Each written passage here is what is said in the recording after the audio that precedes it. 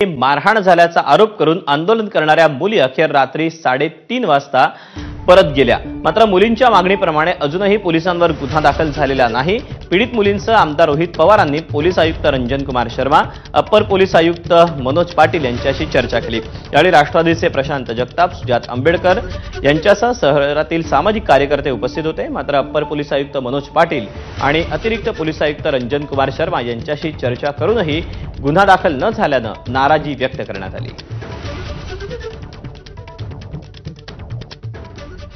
Police पोरींचं torture आणि molestation करतात।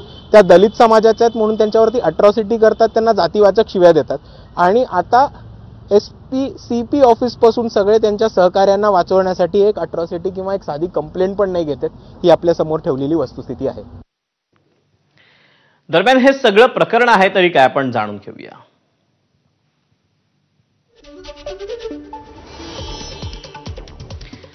संभाजीनगरातील 23 वर्षीय विवाहिता पतीच्या त्रासाला कंटाळून पुण्यात आली होती। तिला मदत करणाऱ्या 3 स्थानिक मुलींना पोलिसांनी पूर्वसूचना न देता ताब्यात घेतलं। महिलांवर पोलीस स्टेशनमध्ये जातीवाचक शिवीगाळ, मारहाण आणि लैंगिक अपमान केल्याचा आरोप करण्यात आला। एपीआय प्रेमा पाटील, संभाजीनगरचे अधिकारी अमोल कामटे, हवालदार संजीवनी शिंदेंवर मारहाणीचे आरोप करण्यात आले। कारवाईच्या मागणीसाठी मुलींचं रविवारी सकाळपासून पोलीस आयुक्तालयामध्ये धरणं आंदोलन पाहायला मिळतंय।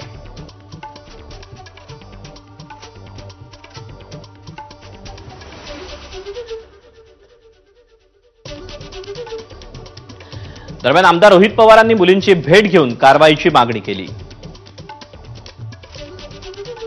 महिला आयोगाच्या अध्यक्ष रुपाली चाकणकरांकडूनही कारवाईचं आश्वासन देण्यात आलं।